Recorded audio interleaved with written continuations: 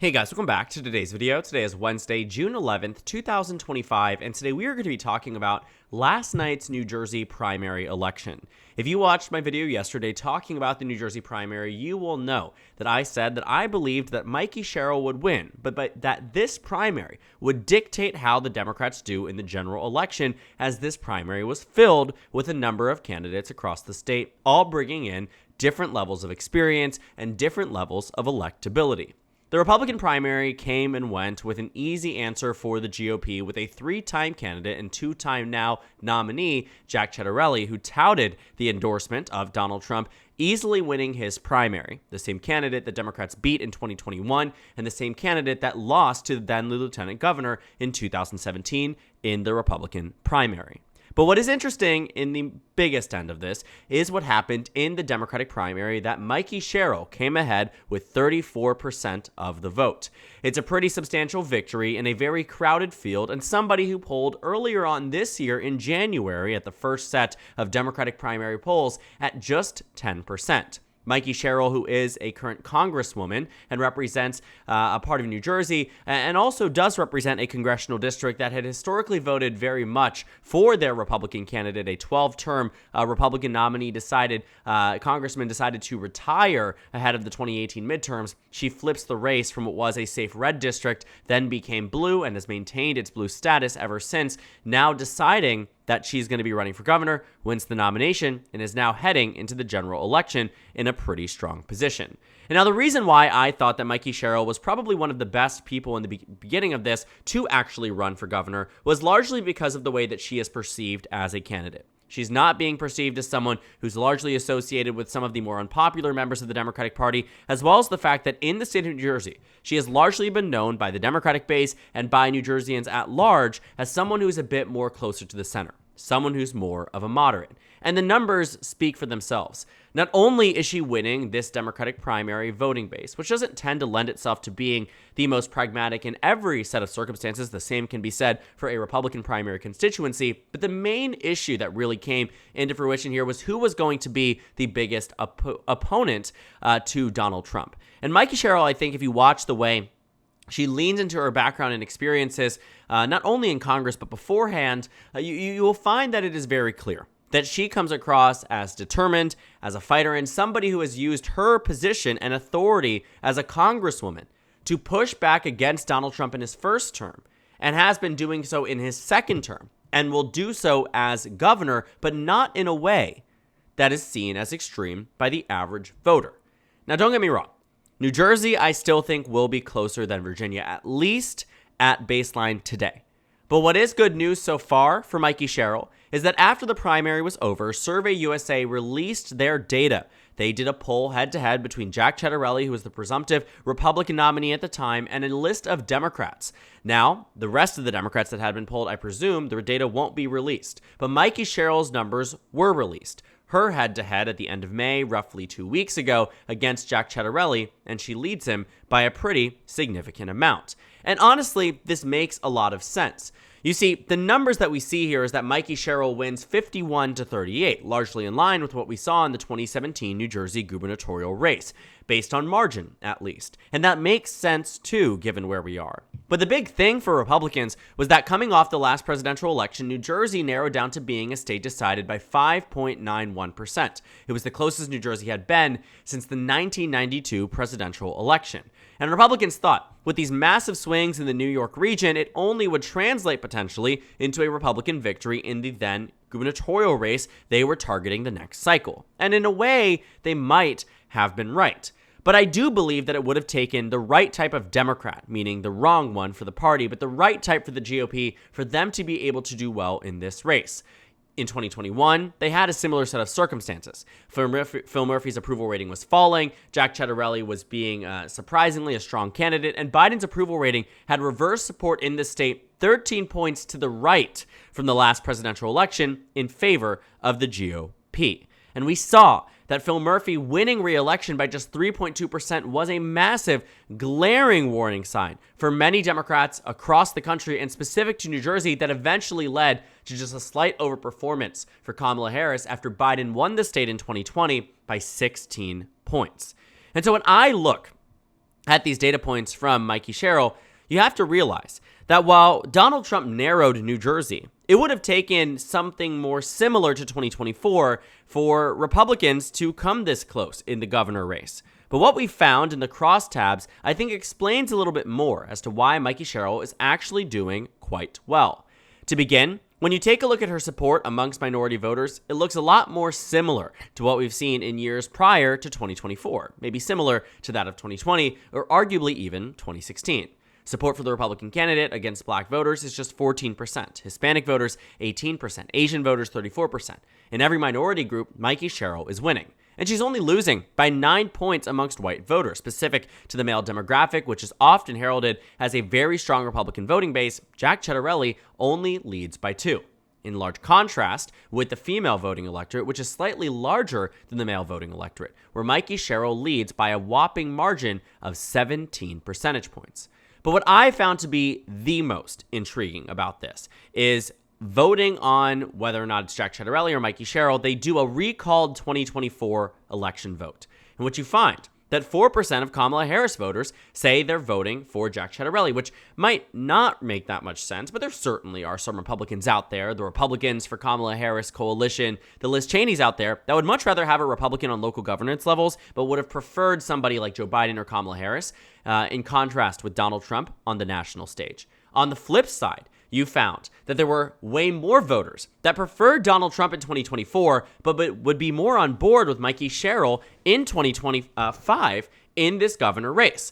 And I think this actually makes a bit more sense. Looking at the last presidential election, I do believe that there were a number of voters out there that say, I want Donald Trump to be president of the United States, but I'm still a Democrat at heart. And that same thing can be said on the other side, too. There certainly are candidates out there or voters out there, like I said, that 4% that said, I'm for Kamala Harris, but I largely like Republicans. But a much bigger portion, right? 3 times that amount you will find on the Trump side of people who said, I'm all in for Trump, but Dem. I mean, even if you take a look at the coinciding Senate and House elections in New Jersey, you'll see that the margins were larger for Democrats. Across the state in terms of overall voting, Democrats won the popular vote in the House. When it came down to the Senate race, they won by 10, right? So clearly there were voters out there that ranked Trump and voted for him, as their first choice, and then in the subsequent races decided to vote blue. These things happen, but it seems to be reversing back, right? 12% of that Donald Trump base is saying, I'm abandoning the party that I just elected to the White House, right? You're finding that Mikey Sherrill is winning over those voters, and I don't really think it should take that many people by surprise. When you take a look at her voting history, not voting history, but electoral history, you will find that in 2016, in New Jersey's 11th district, that went to the Republicans by a margin of 19.1%. Fast forward to 2018, the same district, the same lines, goes from being Republican plus 19 to Democrat plus 14, 15 even.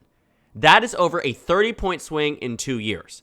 What happens in subsequent years? In 2020, Mikey Sherrill wins. What happens in 2022? Mikey Sherrill wins. What happens in 2024? Mikey Sherrill wins. She took a district, like I said, that for 24 years, amidst 2008, a massive year for Democrats, 2006, a massive year for Democrats, throughout it all, the New Jersey delegation from that 11th district went to the Republicans by a safe Republican margin. Even in 2016, 19 points, Democrats win it by 15. So when you think about New Jersey as a state, that if Democrats were to nominate the right candidate, their name would be Mikey Sherrill. Because she has this proven track record of winning in red districts, as well as the fact that she stands already in a strong position this early out, as the race has yet to be fully fleshed out and defined by November. The chances for Mikey Sherrill to win this election have gone up quite tremendously. For the Democrats, even too. And while I do think Virginia will probably rival somewhere 9 to 10 points, I can imagine New Jersey being anywhere from 7 to 8 under the right circumstances with Mikey Sherrill, potentially even more. Because Ciattarelli is appealing, right? This is his 3rd time running, 2 times as the GOP nominee, and he's going to try to paint Mikey Sherrill as Phil Murphy 2.0. But that probably won't land the way it might have with the other Democrats out there that had largely taken more unpopular positions in the past. When you take a look at the way in this primary that many of the other Democrats were defined, Mikey Sherrill, again, was largely seen as someone closer towards the center. When you take a look, just simply put, as her history, as someone who's a veteran, as a prosecutor, she doesn't scream progressive left. And while I don't have an opinion as to what I think would be more electable or unelectable in totality, specific to New Jersey, as a state that saw a 10-point shift to the right from the 2020 election, largely in the areas predominantly governed by Democrats, you will find that there was a souring on the National Party. And understanding that meeting voters where they were and where they are is what Mikey Sherrill did to win in 2018 and what she very well could do this time around. A lot of GOP voters out there that went for Trump in 2024 aren't exactly too sold on Jack Ciattarelli for governor. And that's a complete turn away from what we saw in 2021 in that governor's race, in that we did see a lot of Democrats in a very similar position, where they disapproved of the job that their Democratic president was doing nationwide and decided that maybe this time around they'd vote for a Republican. And only one time in the past 3 decades has the incumbent presidential party won the New Jersey governorship, and that was with Joe Biden in 2021. In 2009, Chris Christie was elected governor. In 2013, Chris Christie was re-elected governor. Presidential election happens, parties switch. 2017, Phil Murphy wins. And so history tells us Mikey Sherrill will probably win this race, no questions asked. The only exception being a Democratic breaking of history in the state of New Jersey. And it will be fascinating to watch this cycle, because I do think that many Democrats have woken up and realized that this is a sleeper state. Ignore New Jersey now at your own peril, because that's exactly what led New Jersey to share a very same characterization and partisan breakdown, just flipped, as the state of Arizona, which went for Trump by 5, New Jersey by 6. Fascinating, if you ask me. And as the 2 states that have governor elections this time around, New Jersey voted for Kamala by 5.91, Virginia by 5.8. And we will see. We will see how the elections turn out. But as of now, with Mikey Sherrill as the top of the ticket for the Democrats, if you're looking at it strictly from who's most likely to win, what's the most likely to happen, who provides the highest level of electability right in this race, you will see that it is Mikey Sherrill who will likely go on to this November election and win the governorship. And while it won't be, I think, a slam dunk as many Democrats thought they might have, like it was in 2017, it could very well be closer to a more substantive victory than Democrats could have even hoped for earlier on this year, when it felt like there was no clear direction for the New Jersey Democratic Party. The Jack Ciattarelli was going to absorb all the oxygen and run a redux of 2021, but this time win, it looks a lot better for Democrats in New Jersey. It looks a lot better for them across the country too, should they win this race. And it will be very interesting to see what happens on the broader scale. The last thing I want to talk about in relation to this New Jersey Democratic primary is what it might mean for the New York City Democratic primary. The mayoral primary, which takes place in just around 2 weeks, that will also be a very important race to watch, because the outcome of that race could also tip the scale slightly, but still tip the scale, as to what we might see in November.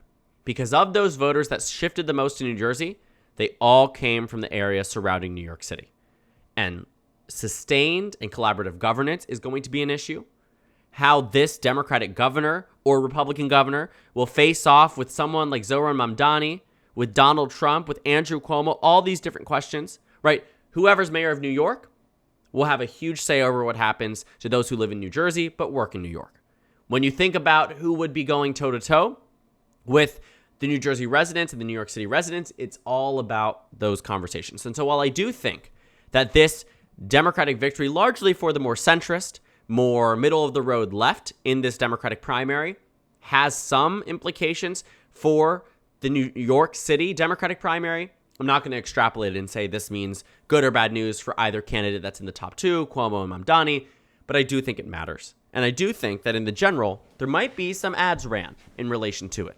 There might be some questions about it. And there might be some very real questions that extend beyond just simply asking a journalist asking a politician, what do you think about this? But amongst the voters too, that if New York City was to have a more progressive or centrist mayor, what that interaction might look like. Would you be more likely to vote for a Democrat or a Republican? And there's arguments to be made in both ways. And that's why I do think that with these elections coinciding, with a national spotlight on what's happening in Los Angeles and Texas, and in this now, separately, New York City mayoral primary, it will be very interesting to see. Because all these elections really do coincide, and whether we believe it or not, they do interact with one another. And in the same media space, the same ads that will be seen for Mikey Sherrill in North Jersey will be seen for Zohran Mamdani and Andrew Cuomo. And will be seen for Republicans and Eric Adams and whoever it might be. Because that's the nature of this state in its proximity to New York City and just in terms of the national environment. So a lot of things to look out for. Keep your eye on this New Jersey race. Certainly a fun one to watch. New Jersey's primary. Good news for Democrats, but it's not a done deal yet. So thank you guys so much for watching this video. Make sure to comment down suggestions below. Subscribe on the left if you haven't already, and check out the Instagram and Twitter. At the bottom left of the screen, there's also a Discord server for you to go ahead and join. On the screen, there's a video for you to watch, and then a playlist for my 2024-25 election analysis videos. Again, thank you guys so much for watching, and I will see you all later today.